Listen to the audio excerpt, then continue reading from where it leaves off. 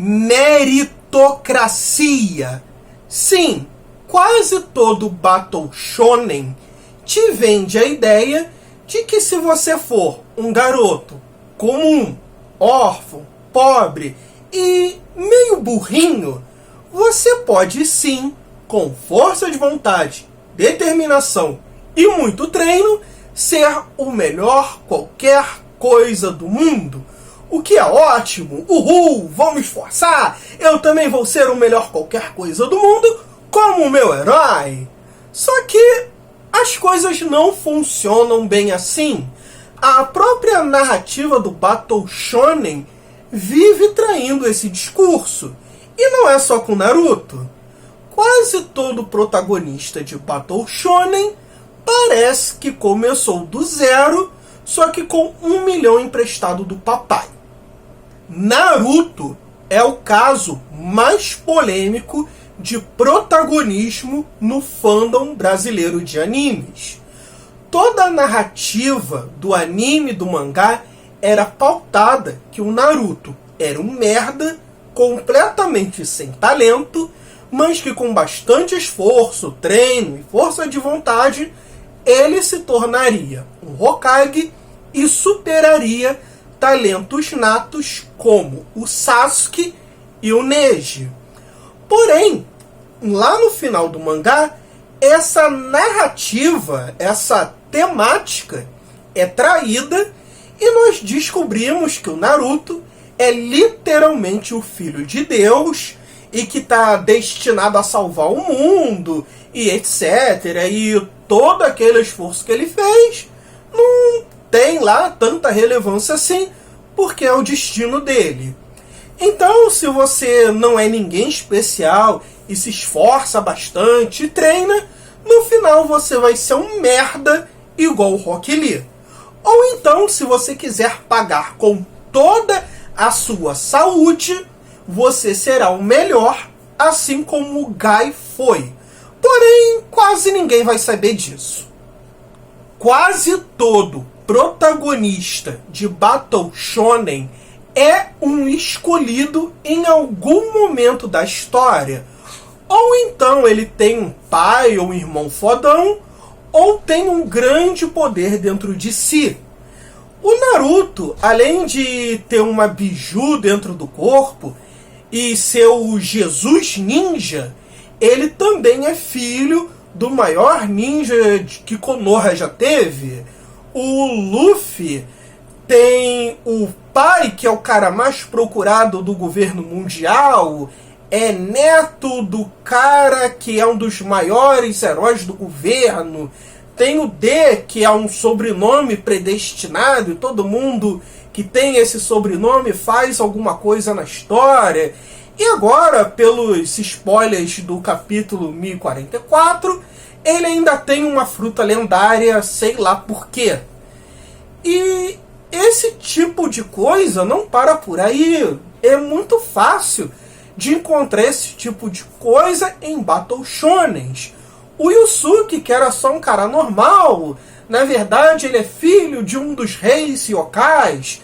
O Seiya, que era só um cavaleiro de bronze, na verdade é reencarnação de um matador de deuses. O Fly, que era um menino abandonado numa ilha de monstros, na verdade é filho de um guerreiro dragão com uma humana. E o primeiro híbrido de um guerreiro dragão que já existiu em toda a eternidade. O Goku, em algum momento da saga de Frieza, foi o lendário Super Saiyajin. E por aí vai. Ou ainda tem casos muito piores, como o Ichigo, que é humano, Shinigami, Vizard, Fullbringer, Quinch. É simplesmente todas as raças do mangá. Mas por que esse tipo de narrativa é tão comum no Japão? Para começar, essa narrativa do predestinado, do escolhido, do Chosen One, é uma narrativa bem fácil. Você está predestinado a fazer aquilo e ponto final. É bíblico, mitológico, épico, remete aos contos gregos e você também quer se sentir especial como os heróis desses contos, desses mitos. Outro ponto é que a maioria desses protagonistas de Battle Shonen, além dos que eu já disse, todos têm irmãos e pais fodões. Isso você pode encontrar em centenas de exemplos: Inuyasha, Kimetsu no Yaiba, Hunter vs Hunter. E isso não é apenas um atalho narrativo para o autor dizer que fulano é muito bom na espada porque o pai dele também era. Na verdade, isso tem mais a ver com a cultura japonesa, que referencia demais a sua ancestralidade. Temos que lembrar que há pouco tempo atrás, toda a sociedade japonesa era pautada em castas sociais. Se você era filho de um samurai, você também seria um samurai, assim como seu pai. E não importa se você ou ele não tivessem talento nenhum com a espada. O que importa é a casta social e o sobrenome. E apesar de isso ter sido abolido, isso ainda é muito presente na cultura e no imaginário japonês. Vou dar um exemplo aqui para vocês. Existiu uma classe social, ou melhor, uma casta social, que se chamava Burakunin. Os Burakunins cuidavam de cadáveres, eram coveiros, legistas, sabe? Esse tipo de pessoa que mexe com cadáver e enterra. Eles eram considerados a casta social mais baixa da sociedade japonesa. E eles ainda sofrem muito preconceito com isso até hoje. Como, por exemplo, tem um candidato japonês, que agora eu não lembro o nome, que estava tentando o cargo de primeiro-ministro ou de prefeito, e ele estava indo muito bem nas pesquisas, até que num desses debates, o adversário dele o acusou de ser descendente de Burakunin. Isso gerou uma polêmica, as intenções de voto desse candidato caíram bastante, e por fim ele teve que desistir de almejar um cargo político maior, porque há 200, 300, 400 anos atrás, a família dele mexia com cadáveres. E temos que lembrar que o Japão se aliou ao eixo nazista na Segunda Guerra Mundial. Isso não foi por nenhuma inocência ou uma grande ataque aos Estados Unidos, ao imperialismo. Não.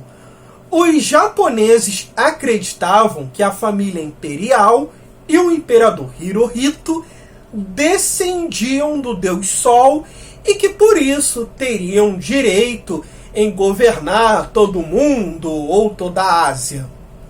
E também os japoneses acreditam que a sua etnia predominante, a etnia Yamato, tem por direito o dever de liderar e governar a Ásia, por se acharem um povo mais privilegiado, descendente de deuses, superior e etc. E apesar disso ter sido da Segunda Guerra Mundial, ainda é um discurso bastante presente na extrema-direita japonesa.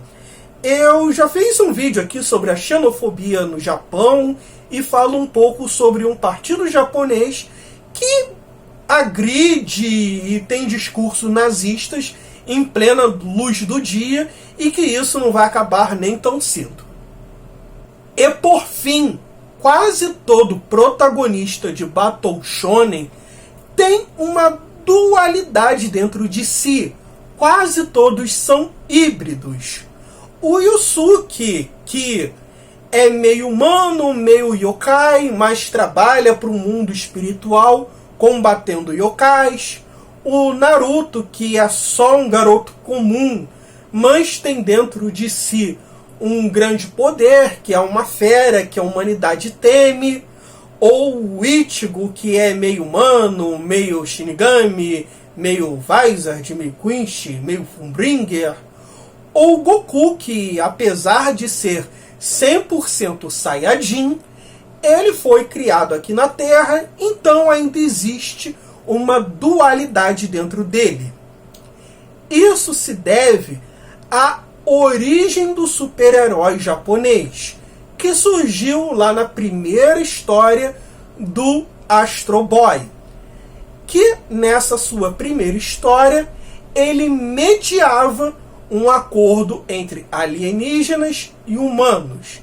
Na história, os alienígenas estavam atacando a Terra e o Astro Boy, em vez de chegar e meter a porrada neles e expulsar da Terra, assim como quase todo super-herói americano faria, ele, por não ser nem humano nem alien, consegue se colocar no lugar dos dois e mediar a melhor solução para ambas as partes.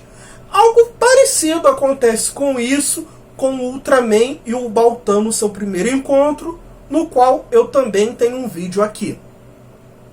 Esse tipo de temática é muito importante para o super-herói japonês. Pense, por exemplo, no exemplo que eu acabei de dar. O Naruto, apesar de ser muito poderoso, ele sempre tenta mediar uma conversa com o adversário. Ele sempre vai negar a fantasia de poder o máximo que der e vai usar o discurso no jutsu para tentar mudar a visão de mundo do adversário. E por mais que Naruto esteja preso a temáticas de lutas da Shonen Jump, ele ainda está muito pautada nessa temática de híbridos tentando mediar um acordo.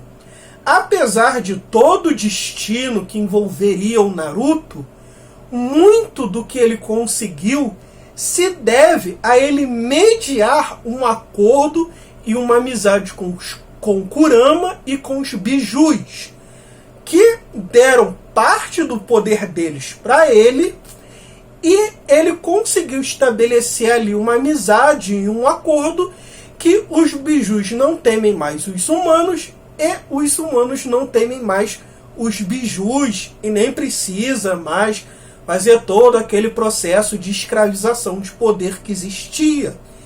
Então, por ser um híbrido e transitar entre o mundo ninja e os Bijus, ele conseguiu estabelecer um acordo entre eles e nenhuma mais das duas raças precisam se agredir entre si.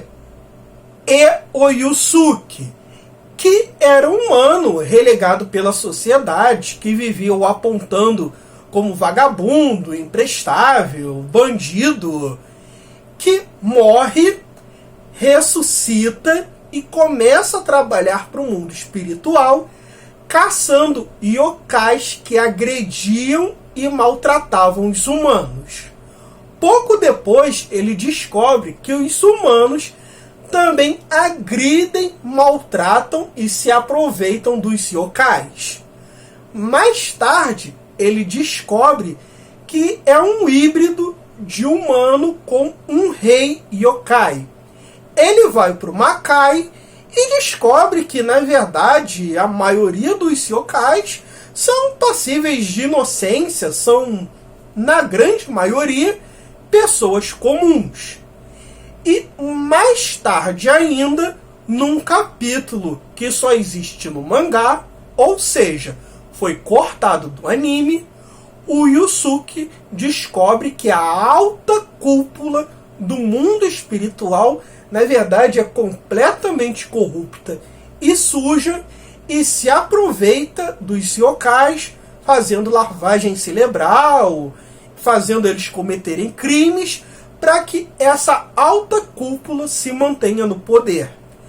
E a gente só conhece esses outros mundos por querer porque o Yusuke é um híbrido de humano com o yokai que trabalha para o mundo espiritual. Então a gente acaba conhecendo esses 3 mundos e vendo que nenhum desses mundos é só de mocinhos ou só de vilões. Na verdade, todos eles têm pessoas comuns, passíveis de inocência, de corrupção ou de maldade.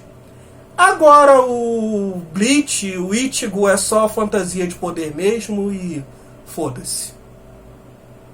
Bom, pessoal, é isso e eu gostaria que vocês deixassem aqui nos comentários outros protagonistas de Battle Shonen que se enquadram nessas temáticas, mas que fogem um pouco de um protagonismo barato.